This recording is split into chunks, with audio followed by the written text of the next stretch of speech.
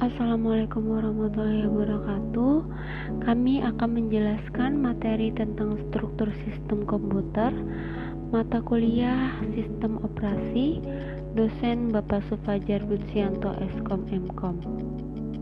Dengan 3 anggota kelompok, yaitu Dinda Puspita Dewi, NIM 311810920, Mutiara Ismi Nur Fadlilah, NIM 311810410, kemudian Siti Maria Ulfa, NIM 311810369. Struktur sistem komputer.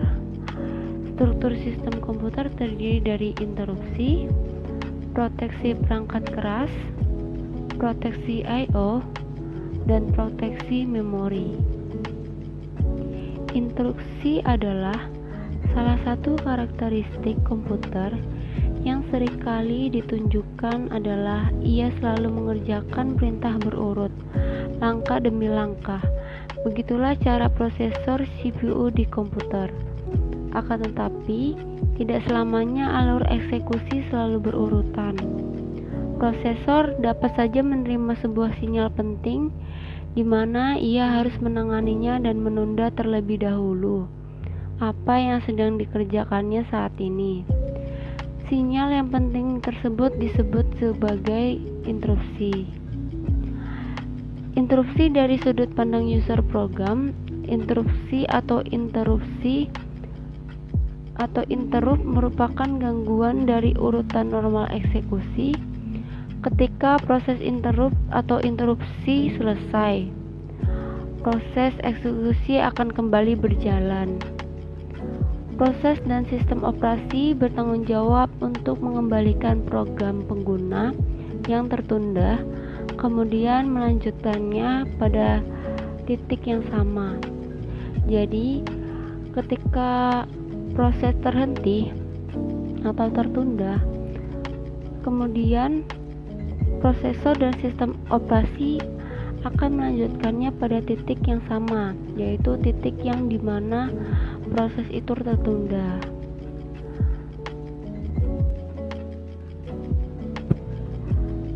Lalu di sini ada siklus instruksi alur yang dimulai dari pengambilan instruksi berikutnya, lalu mengeksekusi instruksi tersebut, lalu mengecek interupsi atau proses interrupt. Ini adalah hold, adalah ketika eksekusi dari instruksi tersebut terhenti.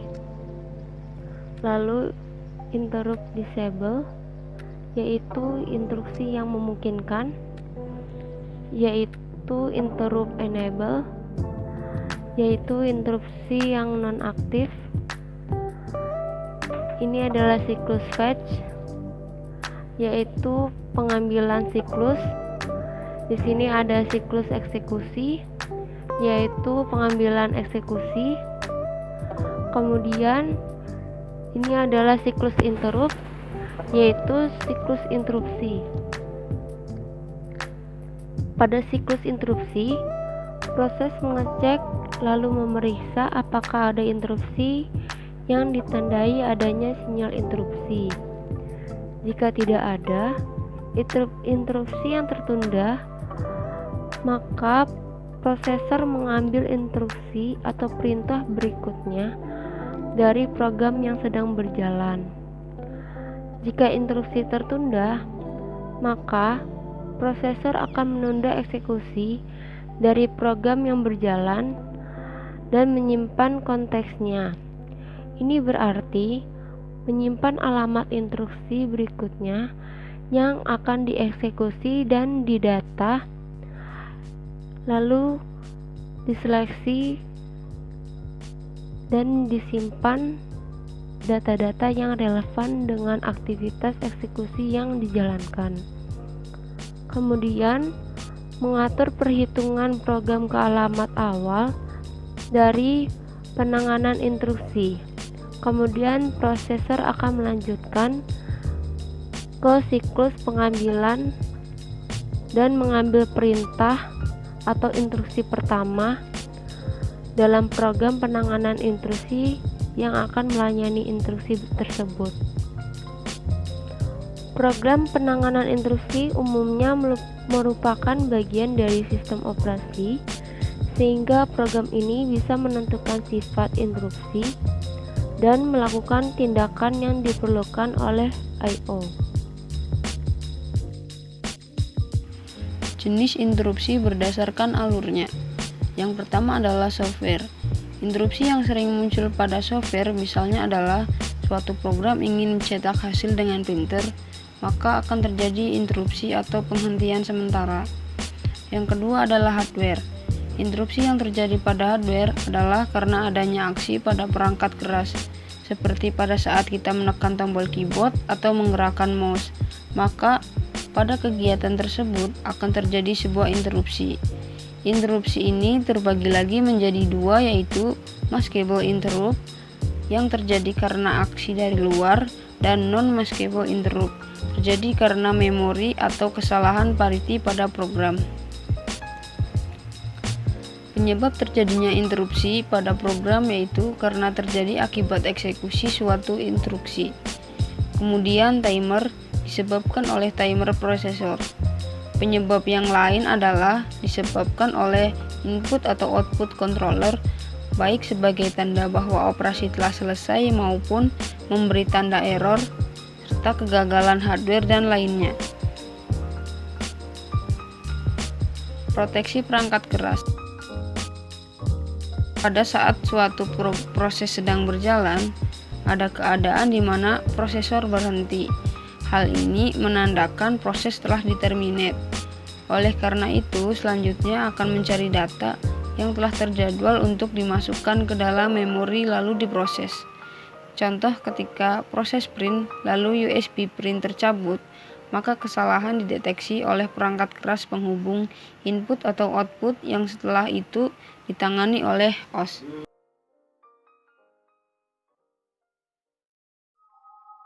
Proteksi perangkat keras dibagi menjadi 4 jenis.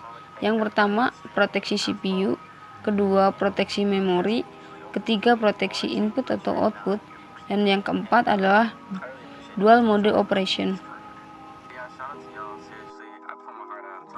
Assalamualaikum warahmatullahi wabarakatuh. Di sini saya Siti Maria Ulfa akan melanjutkan penjelasan dari Mbak Mutiara Ismi mengenai proteksi input output atau I/O.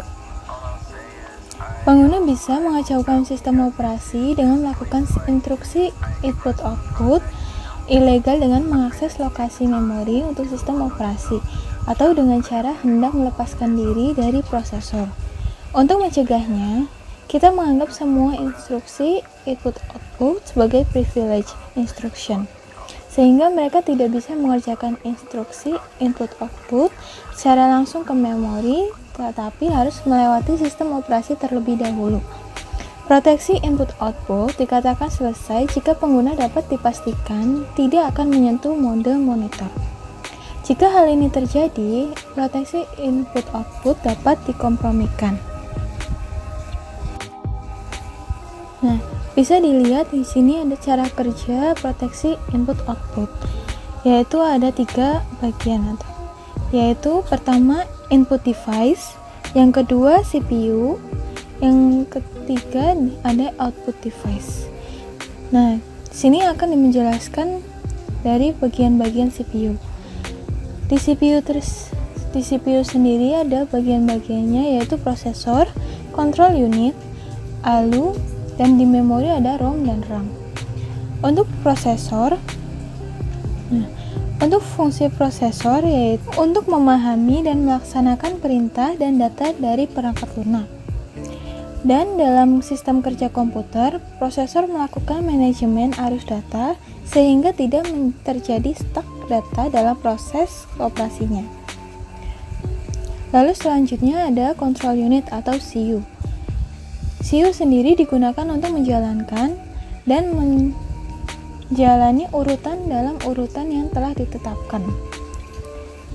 Nah, untuk ALU atau Arithmetic and Logic Unit adalah bagian dari perangkat keras yang menghubungkan atau berhubungan langsung dengan perhitungan aritmatik. Nah, untuk RAM dan ROM sendiri, untuk RAM adalah singkatan dari Random Access Memory dan merupakan salah satu komponen CPU. Kinerja RAM sangat berpengaruh pada performa komputer secara keseluruhan, terutama untuk keperluan multitasking atau melakukan beberapa aktivitas secara bersamaan. Nah, untuk ROM ini adalah komponen CPU yang selanjutnya, atau CD atau DVD-ROM. Biasanya juga dikenal sebagai Optical Disk Drive. Komponen ini merupakan piranti yang dapat digunakan untuk menulis dan membaca kaset atau kepingan CD atau DVD. Untuk contoh sederhana dari proteksi input-output adalah dengan memberi batasan pada user agar tidak leluasa untuk mengakses semua file, serta mengatur agar user hanya dapat membaca dan tidak merubah atau menghapus file dengan cara mengaturnya pada sharing advance. Bisa dilihat di sini.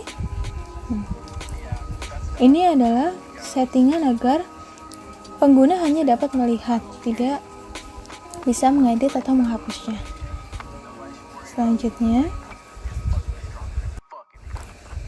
proteksi memori. Proteksi memori adalah pembatasan penggunaan memori. Di sini diperlukan beberapa istilah, yaitu yang pertama base register, yaitu alamat memori fisik awal yang dialokasikan atau boleh digunakan oleh pengguna. Yang kedua, limit register, yaitu nilai batas dari alamat memori fisik awal yang dialokasikan atau boleh digunakan oleh pengguna. Yang ketiga adalah proteksi perangkat keras. Nah, bisa dilihat juga base register adalah alamat dari memori fisik, sedangkan limit register adalah nilai batas dari alamat memori fisik. Nah, sebagai contoh, sebuah pengguna dibatasi mempunyai base register 300040 dan mempunyai limit register yaitu dari 120900.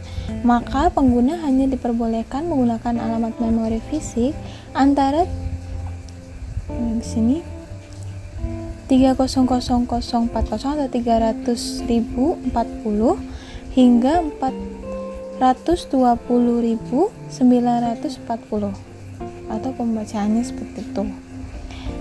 Nah, selanjutnya adalah base and limit register untuk proteksi memori. A pair of base and limit register define the logical address space, atau sepasang dari base dan limit register mendefinisikan atau menentukan ruang alamat logika. Di sini kita bisa lihat, atau base itu alamatnya, limit itu adalah nilai batas yang diperbolehkan. Nah, di sini ada alamat fisik memori atau memori fisik. Nah, di sini ada ruangnya, yaitu sistem operasi dan proses-prosesnya. Nah,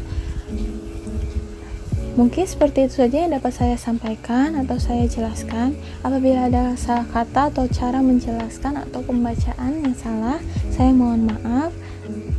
Bila ada pertanyaan atau masukan, silahkan tinggalkan di kolom komentar. Saya akhiri. Wassalamualaikum warahmatullahi wabarakatuh.